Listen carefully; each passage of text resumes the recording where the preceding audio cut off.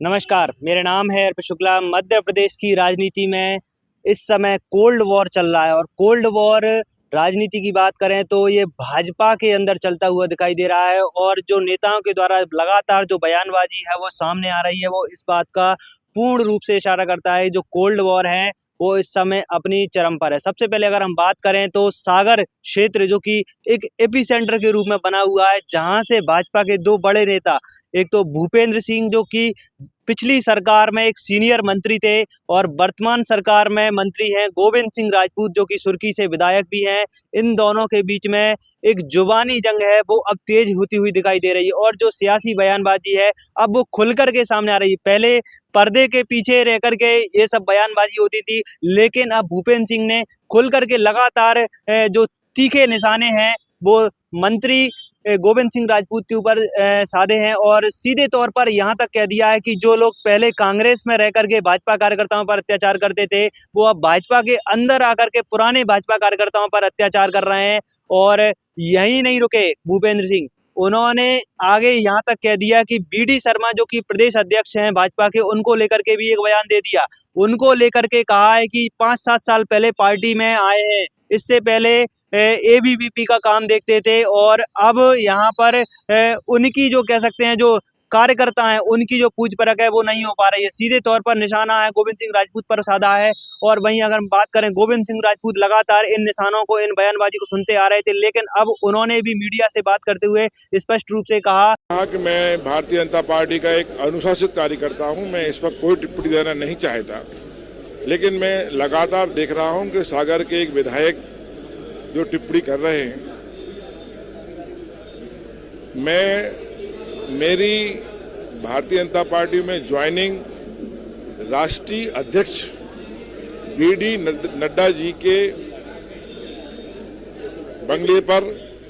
उनके मार्गदर्शन में हुई थी। प्रदेश में जो लोग अन्य पार्टियों से आए हैं वो शीर्ष नेतृत्व के कहने पर ही प्रदेश के नेतृत्व ने उनकी ज्वाइनिंग भारतीय जनता पार्टी ने की है। भारतीय जनता पार्टी में इतना अनुशासन है कि जिला भाजपा अध्यक्ष के बारे में भी टिप्पणी करने में आदमी 2 बार सोचता है। सागर के एक विधायक मध्य प्रदेश के भारतीय जनता पार्टी के अध्यक्ष बीडी शर्मा के खिलाफ टिप्पणी कर रहे हैं कि वो क्या समझें, वो तो कल ही 5 साल पहले विद्यार्थी परिषद से भाजपा में आए हैं। इसका मतलब ये कि अब वो भारतीय जनता पार्टी से ऊपर हो गए। विद्यार्थी परिषद से तो जहां तक मैंने सुना है कि आदरणीय अमित शाह जी भी आए हैं, आदरणीय नड्डा जी भी आए हैं, आदरणीय राजनाथ सिंह जी विद्यार्थी परिषद से आए हैं। ये सारे लोग कि जो भूपेंद्र सिंह हैं वो एक, मैं अपनी बात करूं तो मैं लगातार 3 बार चुनाव हैं वो अपनी विधानसभा क्षेत्र से जीत चुका हूं और संसदीय क्षेत्र की बात करें तो संसदीय चुनावों में मेरे क्षेत्र से लगभग 80,000 वोटों से जीत हुई है और मैं एक पार्टी का अनुशासित कार्यकर्ता हूं। और मैं भाजपा के जिला अध्यक्ष के बारे में भी कुछ नहीं कह सकता, लेकिन वो सीधे तौर पर सवाल उठा रहे हैं भाजपा के प्रदेश अध्यक्ष पर, तो इससे पता लगाया जा सकता है कि भाजपा का कौन अनुशासित कार्यकर्ता है और कौन नहीं है। जबकि भूपेंद्र सिंह ने तो कहा था कि जो गोविंद सिंह राजपूत का पुराने कांग्रेसी हैं और इनका कोई पता भी नहीं है कि कब तक कांग्रेस में रहेंगे। तो इस तरह की जो तीखी बयानबाजी है वो सामने आ रही है। इसके पीछे की अगर हम कारण की बात करें तो कारण सीधे तौर पर स्पष्ट है।